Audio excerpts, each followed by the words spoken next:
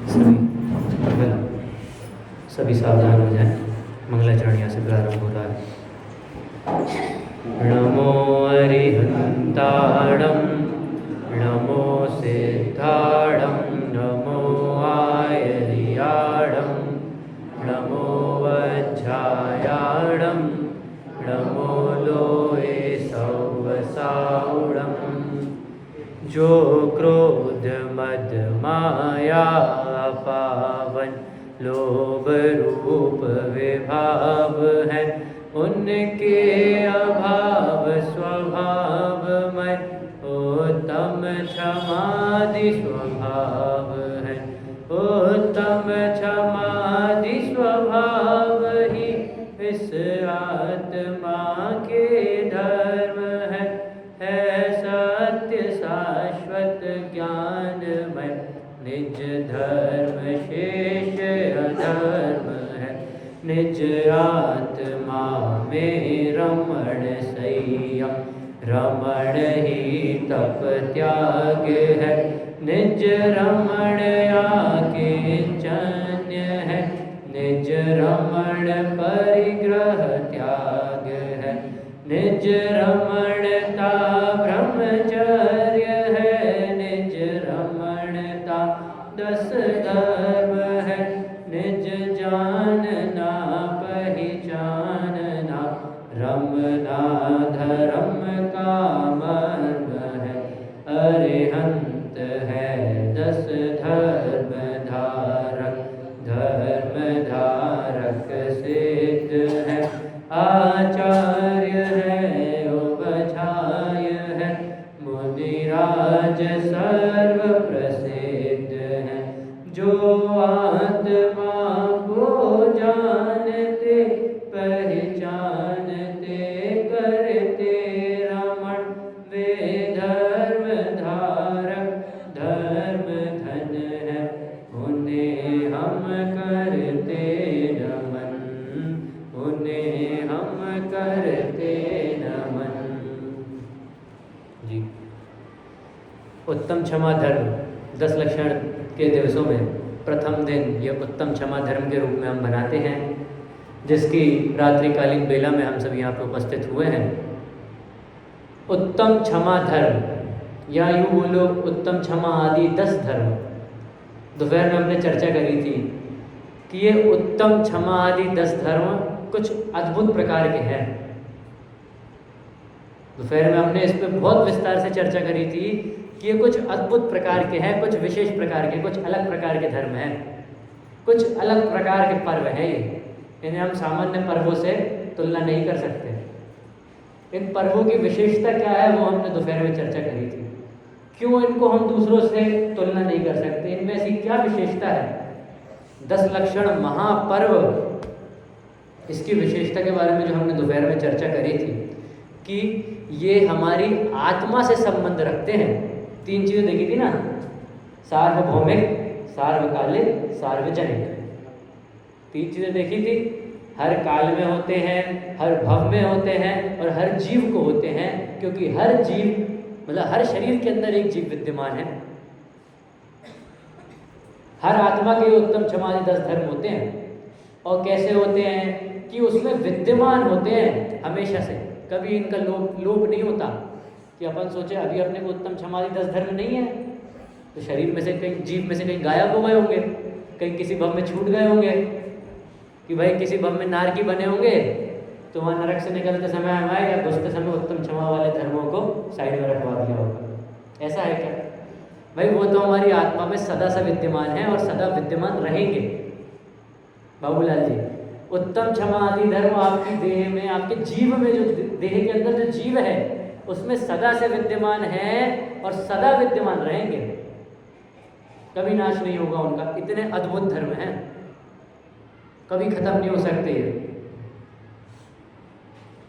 क्यों महान है कि ये भोग विलास के भी पर्व नहीं है, ये राग रंग के भी पर्व नहीं है। ये किसके पर्व हैं कि आत्म आराधना के पर्व हैं। आप कहोगे दोपहर में तो आपने कहा था कि ये भोग के पर्व नहीं है, पर अभी मैं कह रहा हूँ ये भोग के पर्व है। अरे खुद ही विपरीत बात कर रहे हो आप। सुबह आपने बोला कि ये जो पर्व है ये भोग के पर्व नहीं है, और अभी आप बोल रहे हो कि ये भोग के पर्व हैं। किसके भोग के पर्व हैं? आत्मा के भोग के पर्व हैं। पकड़ लिया, किसके भोग के पर्व हैं? आत्मा का भोग करना है हमें इन पर्वों में। सुबह बात उठी थी ना कि धर्म क्या सिर्फ नेगेटिव होता है, नकारात्मक होता है? अरे सकारात्मक भी होता है। भोग करना है, किसका भोग करना है? आत्मा का भोग करना है। अनंत शक्तियां आत्मा में उछलती है। एक लाइन आती है ना, अनंतो शक्तियां उछले। अनंत शक्तियां उछलती है इस आत्मा में। समय सार जी के परिशिष्ट में अमृतचंद आचार्य ने जो समय सार जी की टीका लिखी है, कलश लिखे हैं उस पर। कलश नाम क्यों पड़ा? समय सार रूपी मंदिर पे कलश चढ़ाने के समान कलश लिखे हैं उन्होंने, इसलिए समय सार कलश नाम पड़ा। उसके परिशिष्ट में अंत में उन्होंने 47 शक्तियों का विवरण किया है। अनंत शक्तियां तो अभी सर्वज्ञ देव के प्रत्यक्ष हैं, हमको तो प्रत्यक्ष अभी है नहीं। इसीलिए मुख्यतः जो 47 शक्ति होती है उनका उन्होंने वो वर्णन करा है। इतनी अनंत 47 शक्तियों को, अनंत शक्तियों को जो 47 शक्ति के रूप में समझाया है, उनको समझने का पर्व है। मामूली पर्व नहीं है ये, बहुत ही घोर। इसमें हमें हमारा चिंतन प्रस्तुत करना चाहिए इस पर्वों में। यहाँ से पढ़ के जाने के बाद, यहाँ से सुनने के बाद, भले 1 मिनट 2 मिनट, 1 लाइन या 2 लाइन, यहाँ से निकलते घर पहुँचते या घर में अपने परिवारजनों के साथ 1 लाइन भी अगर आपने ढंग से डिस्कस करी ना कि आज प्रवचन का हमें सार क्या मालूम पड़ रहा है, प्रवचन में जो बात आई थी क्या वो हमें समझ में आई, क्या जो मैं समझाना चाह रहा था वो समझ में आया, या फिर आपने जो समझा उसका शीर्षक क्या निकाल सकते हो आप। हम लोग को जब कोई विषय बहुत जटिल लगता है पढ़ने में और हमें पता है कि ये विषय पढ़ना अनिवार्य है, तो उसमें हम क्या करते हैं, उस विषय को पढ़ लिया, उस पर शीर्षक निकाले खुद से। पहले उस पूरे पैराग्राफ को पढ़ा, उसका शीर्षक निकाला, फिर उस शीर्षक के अनुसार उस पैराग्राफ को पढ़ा। समझ में आया कि नहीं आया? समझ में आया मतलब आया, नहीं आया मतलब कहीं कुछ गड़बड़ है। प्रश्न करो आप, कभी भी कुछ भी प्रश्न हो, आप प्रवचन में से कुछ प्रश्न हो, आप प्रवचन के बाद मेरे को रोक लो कि आपने ये बात बोली थी, इसका मुझे समझ में नहीं आया। चलिए अपन अभी आज का जो हमारा ये विषय है इस पर चलते हैं। क्या कि ये जो 10 धर्म है, इसमें हमने क्या देखा था सुबह? क्रोध, मान, माया, लोभ आदि से रहित होने पर जो जीव के स्वभाव रूप पर्याय प्रकट होती है, मतलब जीव में जो सदा से विद्यमान 10 लक्षण धर्म हैं, ये जब प्रकट होते हैं, किनके अभाव में प्रकट होते हैं? किनके अभाव में प्रकट होते हैं? क्रोध, मान, माया और लोभ। क्रोध, मान, माया, लोभ। और 5 पाप कौन से? हिंसा, झूठ, चोरी। भैया पीछे 5 पाप कौन से? हिंसा, झूठ, चोरी, कुशील, परिग्रह। और कषाय कौन सी? 4 कषाय कौन सी? क्रोध, मान, माया, लोभ। इनके अभाव में प्रकट होते हैं। आज आप दोपहर में नहीं थे भैया पीछे, मैं आपके लिए विषय लेके आया था। आज सुबह जो मुझे 3-4 भैया जो युवा दिख रहे थे उनके लिए मैं स्पेशली विषय लेके आया था। आप लोगों को लगता होगा नेगेटिव वाला जो पॉइंट अभी चला था, मान करना छोड़ दो, क्रोध करना छोड़ दो, लोभ करना सब छोड़ दो, छोड़ दो, छोड़ दो, क्या यही धर्म है? इसको ऐसे क्यों समझा? एक और हेतु देता हूं मैं आपको। जो क्रोध है, मान, माया, लोभ है, वो आजकल लोग में ज्यादा प्रचलित हो चुका है। कुचड़ौद से मंदसौर तक जाओगे आप, हजारों लोग मिल जाएंगे क्रोध, मान, माया, लोभ से ग्रसित। हजारों के हर दूसरा व्यक्ति वही है जिसको क्रोध है, जिसको मान है, जिसको माया है, जिसको लोभ है, हर दूसरे व्यक्ति में दिखेगी। इसीलिए मुनिराजों को इस प्रकार से समझाना पड़ा। भाई घर में युवान से आप बोलोगे कि जाओ युवान दादी को बुला दो, ऐसा ही बोलोगे ना? ये तो बोलोगे नहीं जाओ युवान मम्मी को बुला दो। अब वो कंफ्यूज हो जाएगा, पापा की मम्मी को बुलाना है कि मेरी मम्मी को बुलाना है। भाई आप युवान से बोलोगे जाओ पापा को बुला लाओ या दादा को बुला लाओ, वो बोलेगा पापा बोल रहे पापा को बुला लाओ। अरे आप यही बोलोगे ना जाओ दादा को बुला लाओ। इसलिए मुनिराजों को भी ऐसे ही लिखना पड़ा कि जिसमें हम पूरे समय ग्रसित हैं, जिसमें पूरी तरीके से लगे हैं। क्रोध करने में क्या हम पूरे समय नहीं लगे, मान करने में क्या हम पूरे समय नहीं लगे, माया करने में नहीं लगे, लोभ करने में नहीं लगे, अरे लगे हैं, हर वक्त लगे हैं। और हम क्या, सिर्फ जैन दर्शन क्या, हर एक दर्शन इनको बुरा बताता है भाई। हर एक धर्म में, हर एक दर्शन में जो षड दर्शन होते हैं, धर्म तो हम देखते हैं हिंदू, मुस्लिम, सिख, ईसाई, जैन, पारसी आदि, जो षड दर्शन होते हैं, चारवाक, बौद्ध, नैया, एक आदि जो दर्शन होते हैं, वो सब भी इनको गलत बताते हैं। कुछ तो बात होगी ना इनमें जब वो इन सबको गलत बता रहे हैं भाई।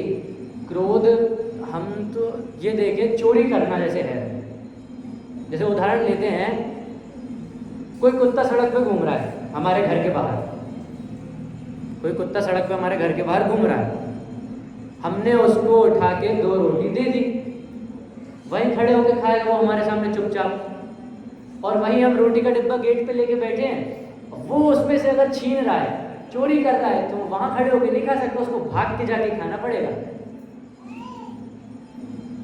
समझ में आया आपको चोरी में अंतर क्या है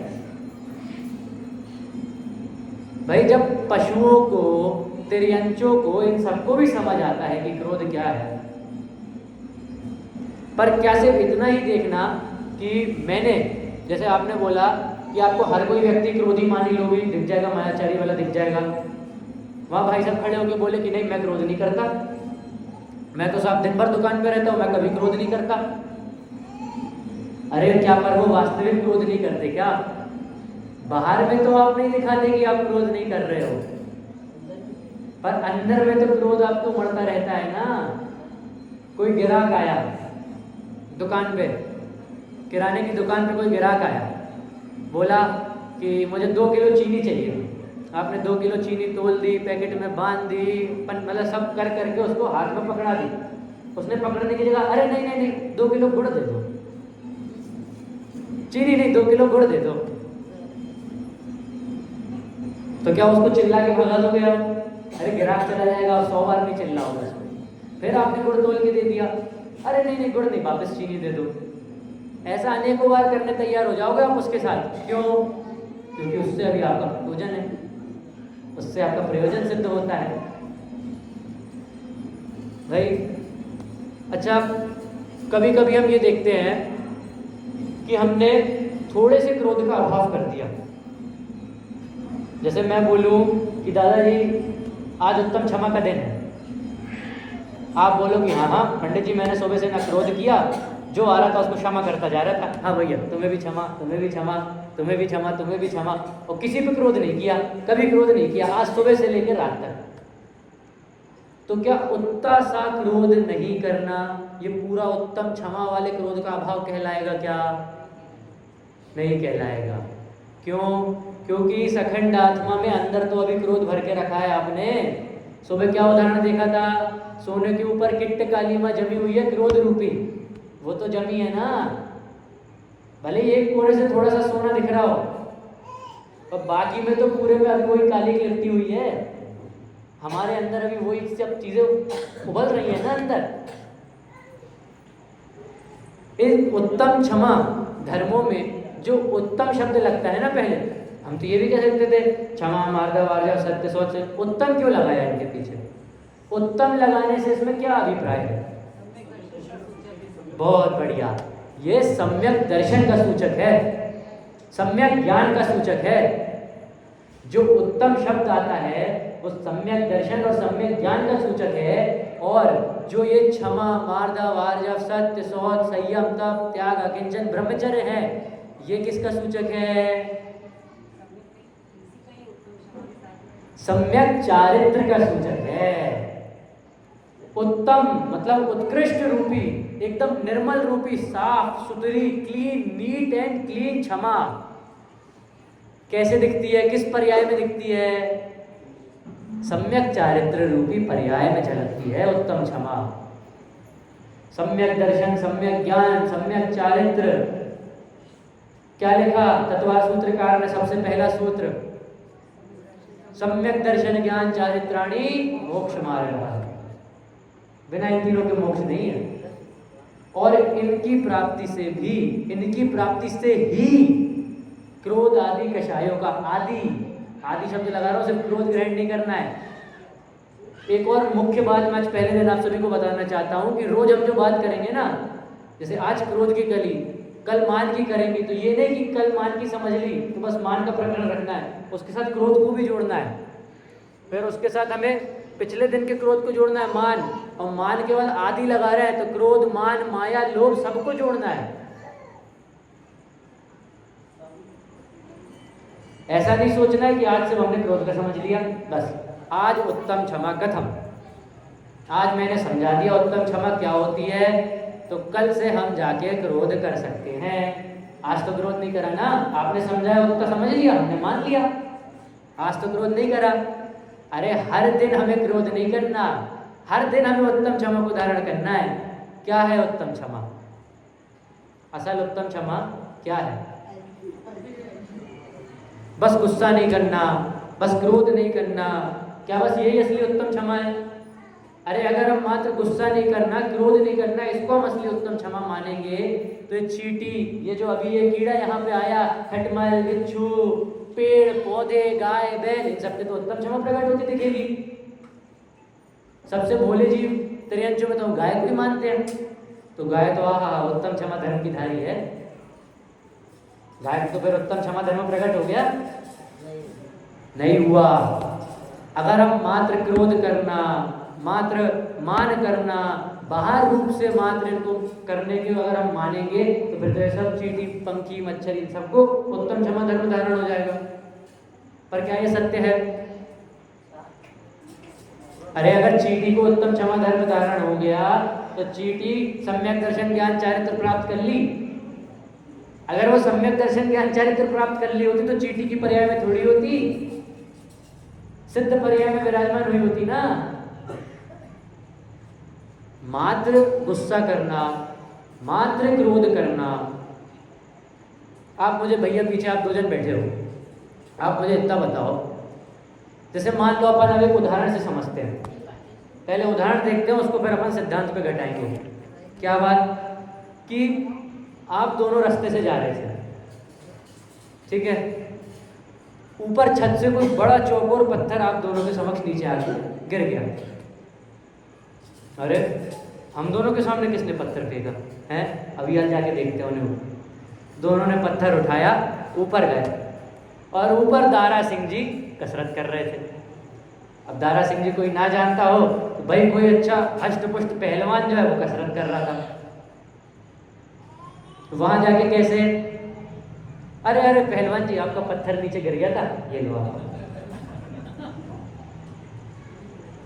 तो आप बोलोगे भाई हमने तो क्षमा धारण कर ली ना, पहले हमें क्रोध आया पर हमने ऊपर जाके खत्म कर दिया तो हमें क्षमा धारण हो गई। अरे ऐसा नहीं है। रामचंद्र शुक्ल, पंडित रामचंद्र शुक्ल जो हुए हैं, आप ये समझिए उनकी महानता में क्या बताऊं, उनने खुद पीएचडी तो नहीं करी, पीएचडी शब्द आप लोग जानते होंगे, उनने खुद पीएचडी नहीं करी, पर अनेक पीएचडी करने वालों के जो पीएचडी करे ना वो उनके अंदर पढ़ाई करे, उनके अंडर में रहकर अनेक पीएचडी वालों ने पढ़ाई करी है।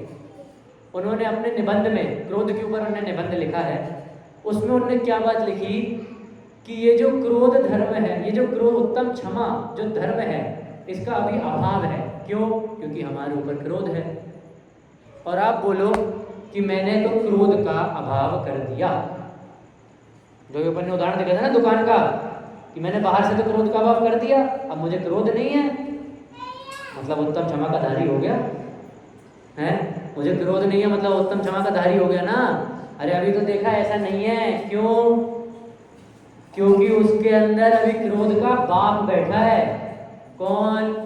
बैर। बैर शब्द है, इसको हम बहुत गौण करते हैं, इसको बहुत हम लोग ध्यान नहीं देते, इस पे बहुत बड़ी चीज है बैर, जो हमें अंदर से खोखला करती जा रही है। किराने की दुकान का उदाहरण देखा था, कोई साड़ी का व्यापारी होगा, यहाँ कोई ना कोई तो हो गई। मान लीजिए आपकी दुकान पर कोई महिला आई, हमें इस रंग की नहीं इस रंग की चाहिए, इस कपड़े में इस रंग की चाहिए, अनेक अनेक अनेक अनेक चीज़ें बोलती, और फिर आखिरी में पूरी दुकान फैला दी। उसके बाद अच्छा अब कल आते हैं, बाद में देखते हैं, नहीं तो कभी और आगे ले जाएंगे, अभी साइड में रख लो।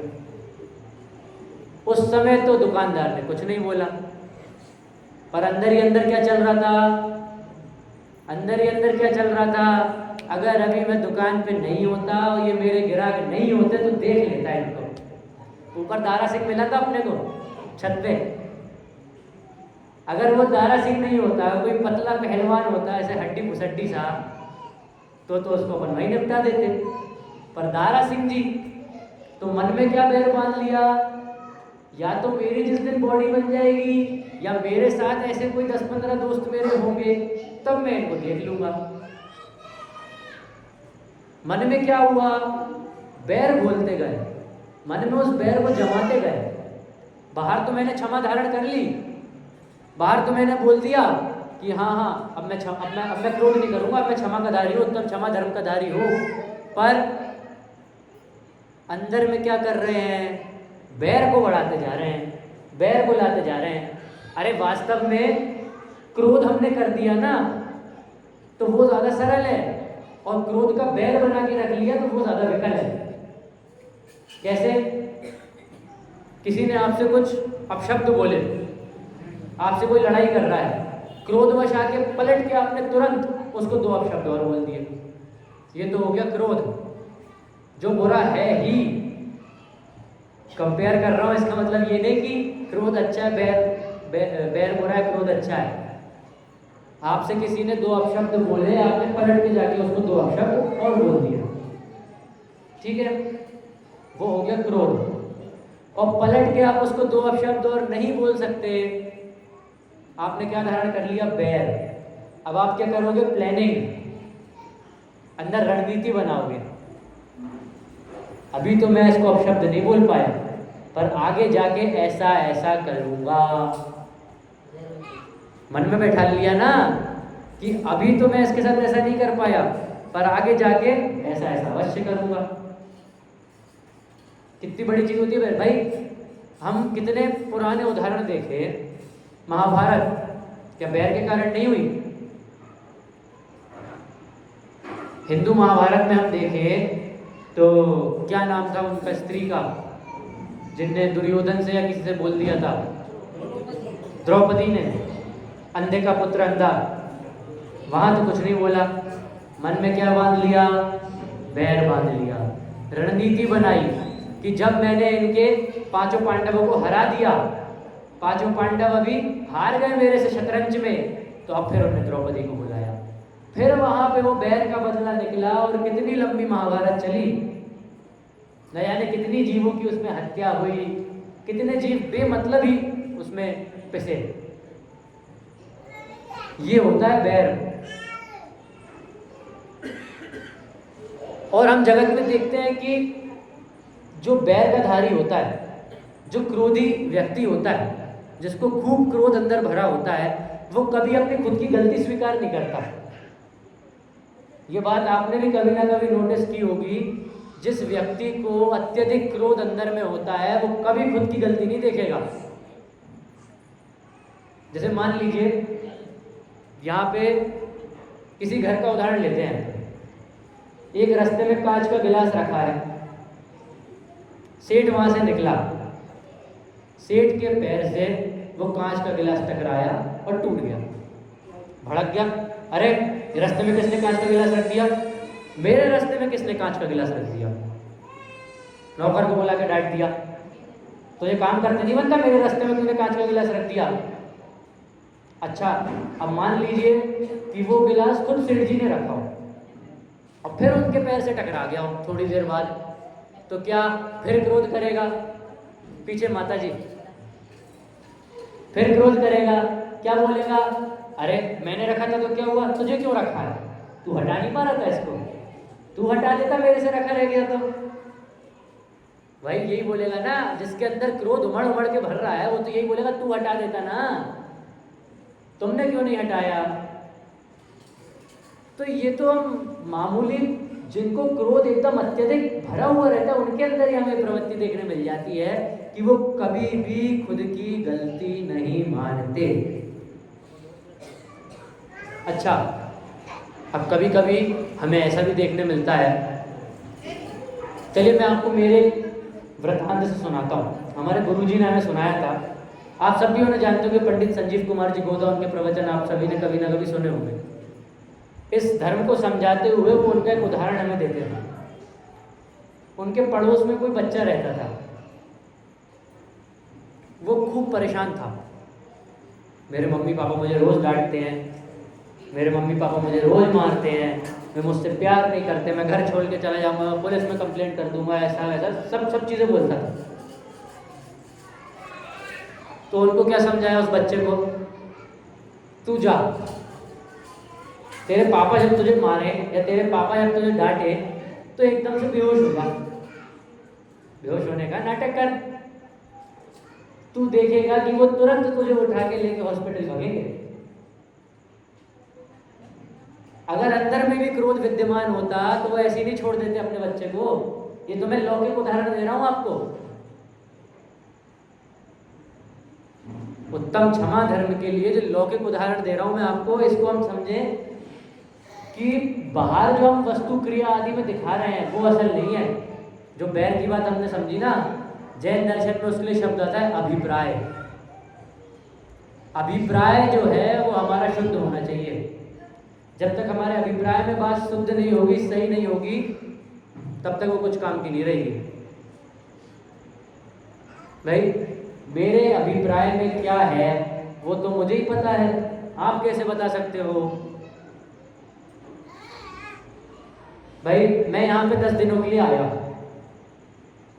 मैंने यहाँ पे व्याख्यान करे, 10वें दिन आके यहाँ पे मान लीजिए समाज के वरिष्ठ जन हैं, जो भी हैं, बाबूलाल जी हैं और भी लोग होंगे, वो आके यहाँ माइक पकड़े, माइक लेंगे और बोलेंगे हाँ यहाँ पे चिरंतन जी 10 दिन रुके, उनने बहुत अच्छे प्रवचन करे, हमें 10 धर्म समझाए और अब जा रहे हैं। ये तो वो बाहर से दिखा रहे हैं। पर मान लीजिए उनके अभिप्राय में कुछ और रहा तो अभिप्राय की बात किसको पकड़ में आएगी? मात्र अपने को। इस बात पे मैं जोर इसलिए दे रहा हूँ क्योंकि इसमें दूसरे आपकी हेल्प नहीं कर पाएंगे। आप बाहर में अपने दोस्त से तो बोल सकते हैं कि जब मैं क्रोध करूँ तो मुझे शांत कर देना, जब मैं किसी को मारने दौड़ूँ तो मुझे पकड़ लेना। उसने तो उस टाइम पकड़ लिया, पर अगर अंदर में आपने बैर बांध लिया, फिर अंदर में वो बैर बना रह गया, फिर आप तो उसकी ओर प्लानिंग करेंगे कि चलो चलो अभी तो मेरे दोस्त ने रोक लिया, आगे देखता हूँ कौन रोकता है मेरे को। यहाँ मुख्य बात किसकी है कि अभिप्राय की है। क्यों? क्योंकि मामूली दंगे फसाद करने से तो हमें पुलिस भी रोक लेती है। भाई सामान्य पब्लिक तो ये लड़ाई झगड़ा क्रोध आदि तो पुलिस के डर से भी करते, पुलिस के डर से भी नहीं करते ना। या रोड पे चौराहे पे हर कभी तो कोई लड़ना चालू नहीं हो जाता। क्यों? पुलिस का डर है। कभी कुछ हो भी गया, कभी कुछ हो भी गया तो वहां शांत हो जाएगा कि अरे नहीं, अगर अभी यहाँ कुछ करा तो पुलिस आ जाएगी। पर मन में क्या बांध लिया? आप सभी से मेरा निवेदन है, कृपया यहाँ पे ध्यान दें। मन में क्या बांध लिया? बैर बांध लिया। उस समय तो क्रोध नहीं कर पाया, पर मन में क्या कर लिया? बैर बांध लिया। बहुत बड़ा फैक्टर है ये, जिसको हम समझते नहीं है, जिस पे ध्यान नहीं देते। जिस दिन हमें बैर नहीं बांधना और क्रोध नहीं करना ये समझ में आ जाएगा ना, उस दिन हमारी नैया पार हो जाएगी। कभी ना कभी आप लोग ये भजन पढ़ते होंगे ना कि हमारी नैया पार लगा देना, हे पारस बाबा या हे आदि, ऐसे भजन पढ़ते हैं ना। सिर्फ उन भजन पढ़ने से कुछ नहीं होगा। उस भजन में हम जिनका नाम ले रहे हैं ना, पार्श्वनाथ भगवान, आदिनाथ भगवान, महावीर भगवान, उनने हमें क्या चीज समझाई कि इन 10 धर्मों को समझना है। उत्तम क्षमा आदि 10 धर्म पर्याय में प्रकट रूप से लाना है, तब तो वो कुछ काम के हैं। नहीं तो भजन तो हमेशा गाते रहेंगे, भक्ति तो हमेशा करते रहेंगे, पूजन तो हमेशा करते रहेंगे, पर जब तक उनका मतलब नहीं समझेंगे तब तक कोई बात निकलेगी। सुबह भी बोला था, दोपहर में भी बोला था, अभी भी बोल रहा हूं, जो 10 लक्षण महामंडल विधान हम सभी कर रहे हैं उसको समझना है। मात्र पढ़ना नहीं है, उसको पूरी तरीके से समझना है। अभी आगे हम पंक्ति देखेंगे, जो 10 लक्षण पूजन में जो पंक्ति आती है उसको अभी हम देखेंगे आगे। अच्छा, उत्तम क्षमा धर्म, आपने तो इतनी देर से क्रोध के बारे में बता रहे हो कि क्रोधी जीव कैसा होता है, हिंसक जीव कैसा होता है, उत्तम क्षमा का धारक जीव कैसा होता है, उत्तम क्षमा जिसको प्रकट होती है वो जीव कैसा होता है। हमारे मुनिराजों के उदाहरण तो आपने सुने ही होंगे। सर पे सिगड़ी जला दी, सर पे सिगड़ी रख दी, कोयले सुलगती हुई सिगड़ी सर पे रख दी, पर आत्मा से वो बाहर नहीं निकले, आत्मलीनता से डिगे नहीं। वो कहानी है ना कि एक राजा ने क्रोध के वश आकर मुनिराज के गले में सर्प डाल दिया था, है ना, यशोधर मुनिराज की कथा है। गले में सर्प डाल दिया था और दूसरे ने फिर उसको आके हटाया, पर दोनों को किस प्रकार का आशीर्वाद दिया, समान प्रकार का। ये नहीं कि जिसने सर्प डाला था उसको मैंने कम आशीर्वाद दिया और जिसने सर्प हटाया उसको मैंने खूब आशीर्वाद दिया, ऐसा नहीं। ये होती है असली उत्तम क्षमा अंदर में धारण करना। असल में उत्तम क्षमा अंदर में इस प्रकार से धारण की जाती है। भाई कैसे हैं मुनिराजों ने, बाहर से तो हम इतनी शीत, इतनी गर्माहट से, मतलब बाहर से तो उन पे हम आग बरसा रहे हैं, पर अंदर से वो एकदम शीतल है। और हमारे साथ उल्टा है। क्या बाहर तो हम एसी में बैठे हैं, बाहर तो एसी कूलर पंखा चल रहे हैं, पर अंदर से क्या, क्रोध और बैर की गर्मी से झुलस रहे हैं। अंदर में पूरे समय क्रोध और बैर हमारे अंदर उमड़ रहा है। बाहर तो एसी पंखा चल रहा है, पर अंदर क्या हो रहा है, क्रोध और बैर उमड़ रहा है। पर मुनिराजों के साथ क्या है कि भाई उनको बाहर भले ही कितनी अग्नि बरसा दो, कितने ही ओले गिरवा दो, पर अंदर कैसे है, एकदम शीतल स्वभावी, शांत स्वभावी। पंक्ति आती है ना, ज्ञानानंद स्वभावी। हम सब भी वैसे हैं। हमने क्या दुर्दशा कर रखी है इस भगवान आत्मा की, हम लोग खुद नहीं सोच पाते। अरे क्रोधी जीव के लिए श्रीमद राजचंद्र जी जो हुए हैं, श्रीमद राजचंद्र जी की आपने अनेक काव्य पढ़े होंगे, उनकी कहानी आपने अनेक सुनी होगी। वो क्रोधी जीव को कैसा कहते हैं कि जिसकी आत्मा के प्रति अरुचि हो। क्या? जिसकी आत्मा के प्रति अरुचि हो वो क्रोधी जीव है। जिसको आत्मा की बात नहीं सुहाती हो वो क्रोधी जीव है। कि 10 लक्षण पर्व बन रहे हैं, यहाँ पे जयपुर से विद्वान आए हैं, वो हमें 10 दिनों तक 10 लक्षण क्या होते हैं वो समझाएंगे, रोज रात को प्रवचन करेंगे, पर हम क्या है, हम नहीं आ रहे। क्यों? अरे हम नहीं जा रहे, वो जयपुर से विद्वान है, वो आत्मा फातिमा की बात करते रहते हैं। आत्मा को फातिमा के साथ जोड़ दिया। ये होती है आत्मा के प्रति अरुचि। इसके ऊपर एक बहुत अच्छा उदाहरण जो प्रचलित है, एक बेटे ने अपने पिता का कोई बहुत भारी नुकसान कर दिया, बहुत भारी नुकसान कर दिया कि उसके पिता की जो पूरी संपत्ति है जीवन भर की, वो सब नष्ट हो गई। पीछे आप सभी से निवेदन है, यहाँ पे ध्यान दें। उसने क्या करा, अपने पिता की सारी संपत्ति नष्ट कर दी। उसके पिता ने उसको घर से निकाल दिया। अगले दिन अखबार में छपवा दिया, क्या? ये फला फला इंसान, फला फला लड़का मेरा बेटा नहीं है, इसका मुझसे कुछ नाता नहीं है, इसका मुझसे कुछ नाता नहीं है। जब उसके बेटे को ये सारी बात पता चली तो वो अपने दोस्त के पास गया, उसने सारी बातें अपने दोस्त को सुनाई। उसका दोस्त उसके पिताजी के पास गया। तब तो उसके पिताजी खूब अच्छे से, अरे आओ बेटा आओ, बहुत दिन से नहीं आया, बैठो, लाओ इसके लिए चाय नाश्ता लाओ, बैठा, बता बेटा क्या बात है। कि चाचा जी कुछ बात करनी थी आपसे। क्या बात करनी थी? कि अरे वो रमेश के बारे में बात। कौन रमेश? अरे चाचा जी आप कौन रमेश? कौन मेरा लड़का? वो तो मेरा लड़का नहीं है। अरे आप उसकी बात तो सुनिए, वो क्या, अरे मुझे नहीं सुनना। अच्छा उससे आप मुझे नहीं मिलना उससे, आप उसको देख लीजिए, मुझे देखना भी नहीं है, मेरा उससे कोई नाता नहीं है। अगर तुझे उसी के संबंध में बात करनी है तो तू जा, जा यहाँ से, निकल जा, उसको वहां से भगा दिया। ऐसे हम लोग हो रखे हैं। क्या आत्मा के प्रति इतनी अरुचि हो चुकी है कि कोई उसकी बात करे, कोई उसको समझाए, कोई सामने लाके दिखाए तो भी हम नहीं देखना चाहते। और फिर हम कहते हैं कि हमारा जैन धर्म सबसे ऊंचा रहे।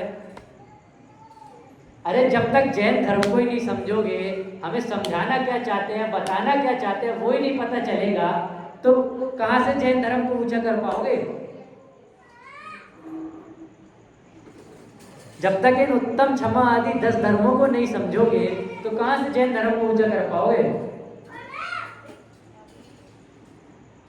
सुबह जो बात उठी थी दोपहर में कि ये तो मुनियों के धर्म होते हैं, अपन ने देखा था ना कि तत्वार सूत्र में जो मुनि का प्रकरण आता है, सगुप्ति समिति धर्मानुप्रेक्षा परिचय चारित्र, इसके अंदर ये शब्द आया है धर्म। हम कैसे माने? क्रोध के भी 4 प्रकार होते हैं। क्रोध उसके 4 प्रकार होते हैं। आप में से अगर किसी को पता हो तो कोई बताना चाहेगा? देखिए 4 कौन कौन से होते हैं? अनंतानुबंधी, अप्रत्याख्यानावरण, प्रत्याख्यानावरण और संज्वलन। क्या अनंतानुबंधी में कौन सा इंसान आ जाएगा? वही जो अपने रमेश की ना बात सुनना चाहता है, ना देखना चाहता है, ना बोलना चाहता है, ना सुनना चाहता है। जिसको अपने आत्मा के प्रति इतनी अरुचि है कि कोई आगे सामने से उसको लिख लिख के भी बता देना कि तू ज्ञानानंद स्वभावी आत्मा है, तू परमात्मा है, तो भी वो ना माने, तो वो अनंतानुबंधी क्रोध के अंदर आता है। और ये किसको होता है? अनंतानुबंधी क्रोध पहले गुण स्थान, मतलब जो मिथ्यात्व से ग्रसित होता है उसको अनंतानुबंधी क्रोध होता है। अप्रत्याख्यानावरण किसको? फिर जब अनंतानुबंधी का नाश कौन से गुण स्थान में होता है? कि चौथे गुण स्थान में होता है। कब? जब उसके साथ उत्तम शब्द जुड़ेगा। और उत्तम शब्द कब जुड़ेगा? उत्तम शब्द कब जुड़ेगा? अरे उत्तम शब्द का क्या अर्थ लिया था अपन ने? सम्यक दर्शन। उत्तम शब्द जुड़ेगा कब? सम्यक दर्शन प्रकट होने पर। सम्यक दर्शन कब प्रकट होगा? कि चौथे गुण स्थान में प्रकट होगा। तो तब हमारी अनंतानुबंधी क्रोध का नाश हुआ। फिर उसके बाद क्या आई? अप्रत्याख्यानावरण। तो 5वें गुण स्थान में गए तो 5वें गुण स्थान में अप्रत्याख्यानावरण का नाश हुआ। 6वें 7वें गुण स्थान में गए तो वहां पे प्रत्याख्यानावरण का नाश हुआ। और 9वें 10वें गुण स्थान में संजलन क्रोध का संपूर्ण नाश हो गया। इससे ये बात भी नक्की हो गई कि हम गृहस्थों को भी उत्तम क्षमा धर्म प्रकट हो सकते हैं। कोई जीव अगर ये सोच के बैठ जाए ना घर पे कि चलो 10 दिन दुकान बंद है, बढ़िया 10 दिन की छुट्टी लग गई, सुबह पूजन उठाएंगे, मंदिर में हाजिरी लगा के आ जाएंगे, हमारा काम हो जाएगा, बढ़िया छुट्टी मनाओ, 10 दिन आराम करो, उसके बाद फिर दुकान में लग जाएंगे। अरे भाई इन सब से कुछ नहीं होगा। मैं अगर आपसे आज बोलूं कि ये सब हे है, ये सब छोड़ने योग्य है, तो आप कहोगे अरे ऐसे कैसे, हम एकदम से कैसे दुकान छोड़ दें? इसलिए तो आपको एकदम से ये नहीं बोला जाता कि सब कुछ छोड़ छाड़ के मुनि बन जाओ। पहले श्रावक बना तो धारण करो। इनको क्यों नकार रहे हो उत्तम क्षमादि 10 धर्मों को? इनको तो समझो। चौथा 5वां गुण स्थान तो श्रावकों का ही होता है। चौथे 5वें गुण स्थान में जो उत्तम क्षमा प्रकट होनी है वो तो हमारे पास है ना, अभी हम उसे प्रकट कर सकते हैं ना, तो क्यों नहीं कर रहे हैं? इसकी हमें विशेष रूप से इस पे हमें खूब अनुसंधान करना चाहिए। क्या भाई जैन दर्शन में जो अहिंसा के संबंध में बात आती है ना, कि जहां अन्य धर्मों की अहिंसा खत्म होती है वहां से जैन दर्शन की अहिंसा प्रारंभ होती है। कैसे भाई? अभी हमने पीछे क्या देखा था कि हर धर्म में क्रोध आदि को बुरा बताया है, हिंदू धर्म में, मुस्लिम धर्म में, ईसाई धर्म में, सिख धर्म में, सब धर्मों में बोला है कि हमें क्रोध नहीं करना चाहिए, किसी को मारना नहीं चाहिए, किसी को परेशान नहीं करना चाहिए। पर हमारे धर्म में विशेष रूप से क्या बात आई कि अपनी आत्मा को भी नहीं परेशान करना है। और अपनी आत्मा को कैसे परेशान करते हैं कि इन क्रोध आदि में निरंतर प्रवर्तमान रहेंगे। अब क्रोध नहीं कर रहे तो बैर बांध रहे हैं। शुरुआत में बोला था ना कि क्रोध नहीं कर रहा, मैं क्रोध नहीं करता, तो क्या करता हूं? बैर बांधता हूं। अरे वो भी नहीं बांधना भाई। उत्तम क्षमा धर्म हमें क्या सिखाना चाहता है? एकदम शॉर्ट समरी अगर हम इसकी देखें, उत्तम क्षमा धर्म की शॉर्ट समरी, तो वो क्या है कि किसी को किसी प्रकार से ना दुख पहुंचाना, न किसी से किसी प्रकार के क्रोध करना, न किसी से किसी प्रकार का बैर बांधना। मुनिराजों की अपन ने 2 कहानी देखी ना। उनने बैर बांधा क्या? उनने क्रोध किया क्या? आप सभी के लिए मैं प्रतिदिन हर धर्म से जुड़ी हुई एक कहानी भी यहाँ पे प्रस्तुत करूँगा। अभी अपने आखिरी 5 मिनट और बचे हैं, उसमें अपन एक कहानी देखेंगे जो पूर्व पुराणों में हमें कहानी मिलती है उत्तम क्षमा धर्म से संबंधित। ये भी एक श्रावक की ही कहानी है, इसलिए मैं श्रावक की लाया हूँ कि आप ये ना कहें कि आप तो फिर मुनि की कहानी सुना के चले गए, हम तो श्रावक हैं। क्या कहानी है? उज्जैन नाम की नगरी में एक राजा रानी निवास करते थे। उज्जैन नाम की नगरी में एक राजा रानी निवास करते थे। वो राजा जैन दर्शन को परिपूर्ण रूप से पालन करता था। जो राजा था वो जैन दर्शन को परिपूर्ण रूप से पालन करता था, यथा योग पुरुषों को दान देता था, संयम से रहता था, इन क्षमा आदि 10 धर्मों का पालक था। और एक दिन क्या हुआ कि जो रानी थी उसकी, वो उनके बालों को संवार रही थी, साफ कर रही थी, संवार रही थी, तो उन्हें उसमें एक सफ़ेद बाल दिखा। वो सफ़ेद बाल देखती रानी ने वो सफ़ेद बाल राजा को दिखाया, यह आपका सफ़ेद बाल है। तो राजा ने उस सफ़ेद बाल को देखते ही अंदर में वैराग्य उत्पन्न करा। इतना समय हो गया, इतने से इतना बड़ा हो गया, मेरे बाल सफ़ेद हो गए, पर अभी तक मैंने आत्मा को नहीं पहचाना। इस जैन दर्शन को धारण करने के बाद भी आत्मा को नहीं पहचाना, तो वे मुनि अवस्था धारण करके सारा राजपाट अपने बच्चे को सौंप के वहां से चले वन की ओर। वन से गमन करते करते, विभिन्न नगरियों से गमन करते करते वे एक नगरी में शमशान घाट के समय, रात्रि के समय वहां पे जाके उन्होंने अपनी आत्म ध्यान प्रकट किया। वहां पे वो आत्मलीनता में स्थिर हो गए। शमशान घाट में जब वे आत्मलीनता में स्थिर थे, तब वहां पे कोई तंत्र मंत्र विद्या वाला कोई योगी आया। कोई तंत्र मंत्र विद्या वाला योगी आया।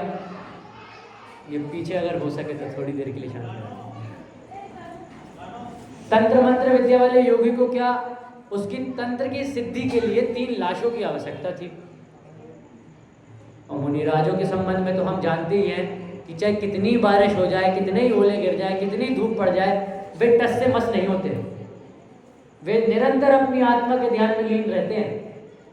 वे तो अपनी आत्मा के ध्यान में लीन थे। तो उस योगी ने मुनिराज को लाश समझा और वहां पे लेटा दिया पकड़ के, और 2 लाशों को और उठाया और उनके मस्तक पे अग्नि जला दी। ये सब होता थी जब एकदम उन्हें अग्नि का एहसास हुआ, या मान लीजिए किसी कारणवश मुनिराज वहां पे हल्के से हिले, तो वह योगी वहां पे घबरा गया और वहां से उठ के भाग के चला गया। वहां से उठ के भाग के गया। अगले दिन जब जिनदत्त नाम का सेठ वहां से गुजर रहा था शमशान के सामने से, तो उसने देखा कि एक योगी वहां लाश, मतलब कोई योगी इंसान है, कोई मुनिराज है, वो वहां लाशों के बाजू में कैसे उनकी वो लेटे हुए हैं।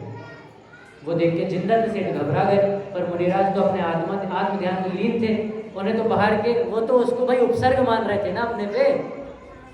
मुनिराज तो अपने को उसको अपने पे उपसर्ग सब मान के और आत्मा में दृढ़ता से लीन हो रहे थे। जिनदत्त सेठ ये सब देख के बहुत अत्यधिक घबरा गया। तो जिनदत्त सेठ वहाँ इधर उधर वैद्यों के पास घूमता रहा कि वहाँ एक मुनिराज के सिर पे अग्नि थी, उनके शरीर में रोग हो जाएगा, उनका सिर जो है वहाँ से जल रहा है, कुछ औषधि दे दें, कुछ औषधि दे दें। तो किसी ने वहाँ के एक पुराने वैद्य का नाम उन्हें बताया। वो उस वैद्य के पास गया। वो वैद्य तो उस समय घर में उपस्थित नहीं था, परंतु उसकी जो धर्म पत्नी थी वो वहाँ पे उपस्थित थी। वो जो धर्म पत्नी थी उससे वैद्य ने वो तेल ग्रहण किया, जो औषधि थी वो तेल वो उसकी पत्नी से ग्रहण किया, आग्रह करके बता के कि ऐसी ऐसी घटना घटी है, ये तेल आप मुझे प्रदान करें, मुझे मुनिराज के मस्तक पे लगाना है। वो वहां से लेके गए। जैसे ही वो हड़बड़ाहट में निकले, वहीं सीढ़ियों पर उनका पैर फिसला और तेल पूरा वहीं गिर गया। वो बड़े घबराते हुए फिर से अंदर गए उस स्त्री के पास कि अरे माफ़ी चाहता हूँ, वो तेल फैल गया था, मुझे कृपया कर एक और तेल दे दीजिए, मतलब एक तेल का मटका और दे दीजिए। स्त्री ने बिना कुछ क्रोध करे, बिना कुछ दिक्कत के एक तेल का मटका और प्रदान कर दिया। पर फिर उसी हड़बड़ाहट के कारण उसी तेल में उनका पैर पड़ा और फिर मटका फूट गया।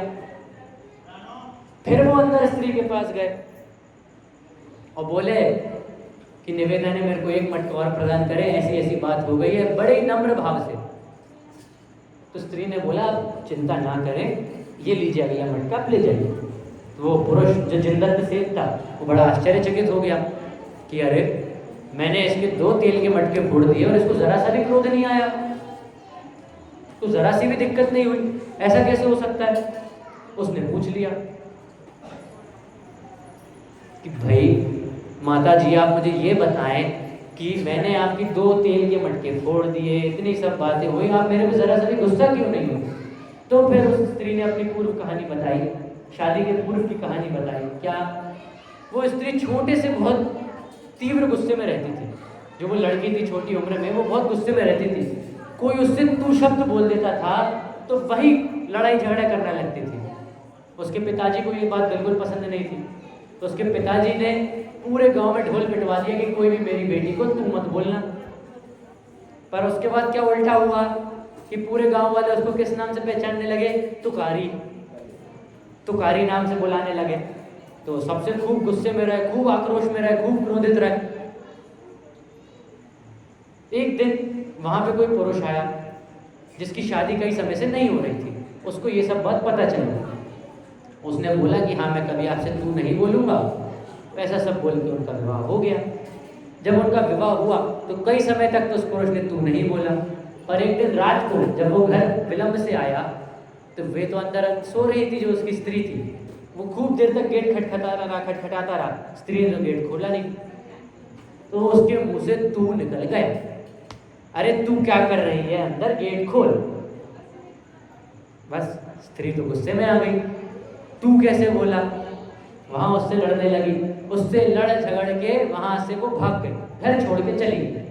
अब उसको पता था अगर इस लड़ाई के कारण मैं मेरे पिताजी के पास जाऊंगी तो भी वे गुस्सा करेंगे, इसलिए वो वहां से वन की ओर प्रस्थान कर गई कि किसी और देश में जाऊंगी, किसी और गांव में जाऊंगी। पर वन में उसको एक काम में लिप्त भील मिला। उस भील ने उसका बहुत दुरुपयोग करने का प्रयास किया, पर जैसे तैसे वो वहां से बच के आगे भाग गई। पर वहां पे उसको एक और बहुत मायावी पुरुष मिला। उस मायावी पुरुष ने उसको बंधन बना के उसके शरीर में रोज कीड़े लगाता था, जो उसके शरीर से खून चूसते थे, और उस खून से फिर वो कंबल बनाया करता था। इस प्रकार कितने महीने तक उसने उस स्त्री को वही करा। वो स्त्री को वहां से कैसे छोड़ा कि एक दिन उसका भाई वहां से निकल रहा था। उसके भाई ने देखा कि अरे ये तो मेरी बहन की आवाज़ लगती है। वो वहां पे गया, उसने सारी बातें देखी समझी। फिर वो उज्जैन के राजा, कौन जो मुनि बन गए थे वो नहीं, उनके बेटे, इनको कारोबार सौंपा था, वो वहां पे थे। उनके पास गए, सारा वृतांत सुनाया। वे सब गए, उन्होंने उस स्त्री को छुड़ाया। वहां से छूटने के बाद वो स्त्री वापस अपने पुरुष के पास गई, वहां माफी आदि मांगी, सब कार्य की। फिर उसके बाद शरीर में तो खून की कमी हो ही गई थी, उसको लकवा मार गया। लकवा मारने के बाद जब वो सही हुई तो उनके गांव में सहज रूप से मुनिराज जी का आगमन हुआ। उस मुनिराज के आगमन में वे गई, वहां पर उनसे तत्व चर्चा सुनी और वहां पे मुनिराज के समक्ष उन्होंने अपना पूरा वृतांत रखा। तब मुनिराज ने उनको इस क्षमा भाव का जो स्वरूप अपन समझ रहे हैं ना, इस क्षमा भाव का स्वरूप समझाया कि ये 10 उत्तम क्षमादि 10 धर्म क्या होते हैं, इनको हम क्यों पालन करें, इनको पालन करने से हमारे जीवन में किस प्रकार की सरलता प्रकट होगी। उनसे इतना सब समझने के बाद इतनी सरलता उनके भीतर प्रकट हुई कि चाहे कितने ही मटके फूट जाते उस दिन, उनको उस दिन बुरा नहीं लगता। हमें किस प्रकार की क्षमा अंदर धारण करनी है, किस प्रकार की क्षमा अंदर धारण करनी है, देखिए मैं एक छंद लेके बस फिर अभी विषय को यहाँ पे विराम देते हैं। कल जो हम पूजन पढ़ेंगे ना 10 लक्षण धर्म की पूजन, उसके अंदर एक छंद आएगा। अभी अपन समझते हैं, कल आप में से कोई इसका अर्थ समझाइएगा। क्या छंद है? गाली सुन मन खेद नानो, गुण को गुण कहे बखानो। क्या? गाली सुन मन खेद नानो, कोई मुझे गाली दे दे फिर भी मैं अभी कुछ ना बोलूं, मेरे मन में जरा सा भी खेद उत्पन्न ना हो, मन में, बाहर तो नहीं होगा। क्यों? कोई आपसे शक्तिशाली इंसान गाली देके चला जाए तो उसको तो कुछ नहीं बोल सकते ना, इसलिए क्या शब्द यूज किया? गाली सुन मन खेद ना, गुण को गुण कहे बखानो। हमारे गुण को अवगुण, सुगुण है, उनको अवगुण रूप में बखान करता है। बखान करता मतलब सभा के बीच में बोलता है। भाई मैंने तो कभी चाय भी नहीं पी और सभा के बीच में क्या जाके बोल दिया कि ये रोज शराब का सेवन करते हैं। फिर भी हमारे अंदर क्या होना चाहिए? क्षमा भाव धारण होना चाहिए। क्या? फिर उसके बाद क्या है? कही है बखाने वस्तु छीने, वस्तु छीन ली हमारी, घर में घुस गए, सारी वस्तु छीन ली, सारा सोना चांदी ले लिया, सब कर लिया, फिर भी उस समय क्रोध नहीं करना। क्यों? अरे घर थोड़ी लेके चला जाएगा, रात भर तुम्हें बांधेगा, मारेगा, तुम्हारी वस्तु छीनेगा, पर क्या पूरा घर और तुम्हारी जमीन सर पे रख के ले जा पाएगा? नहीं ना। तो वहां भी हमें क्षमा भाव धारण करना है। कही है बखानो वस्तु छीने, बांध मार बहुविधि करे। बांध दे, मार दे, बहुविधि करे। बहुविधि करे मतलब 3rd डिग्री टॉर्चर। क्या? 3rd डिग्री टॉर्चर पुलिस देती है जो। बहुविधि करे, घर से निकाले, हमारे ही घर से निकाल दे, हमारे घर से आके हमसे बोले चलो खाली करो, बाहर निकलो। घर ते निकारे तन विदारे, तन को विदार दे, पूरे तन को छेद दे। बैर जो न कहा धरे, इतना सब होने के बाद भी क्रोध तो करना ही नहीं है प्रकट रूप से, उसका बैर भी धारण नहीं करना। आप कहोगे क्रोध के अभाव में था तो इनने बैर क्यों लिखा? क्योंकि अपन ने बैर का भी पूरा स्वरूप समझा ना कि क्रोध तो वर्तमान में दिख जाता है प्रकट होते, पर बैर अब अंदर घुटाते रहते हैं, बनाते रहते हैं। बैर जो न कहाँ धरे, ना बाहर में क्रोध करना है, प्रत्यक्ष में क्रोध दिखाना है, ना अंदर में बैर धारण करना है। इस प्रकार की बात हमें उत्तम क्षमा धर्म सिखाता है कि ना हमें बाहर प्रत्यक्ष क्रोध दिखाना है, ना अंदर बैर धारण करना है। कोई हमारे साथ कितना ही बुरा करे, कितना ही हीनादिक भाव रखे, कुछ भी करे, हमें उसके प्रति क्षमा भाव ही रखनी है। वही असली उत्तम क्षमा कहलाती है। वही असली क्रोध अधर्म का अभाव कहलाता है। इसलिए आप सभी से निवेदन है, कृपया इस उत्तम क्षमा आदि 10 धर्मों को अच्छे से समझें। हम प्रतिदिन हर एक धर्म के ऊपर विशेष रूप से चर्चा करेंगे। आज हमने उत्तम क्षमा के ऊपर चर्चा करी। किसी को किसी प्रकार के भी प्रश्न हो वे मुझसे प्रवचन के बाद पूछ सकते हैं, या किसी को इस पर कुछ शीर्षक आया हो, या किसी को इसमें कुछ और बात करनी हो तो मुझसे आगे प्रवचन के बाद कर सकते हैं। अभी के लिए मैं मेरी वाणी में विराम देता हूँ।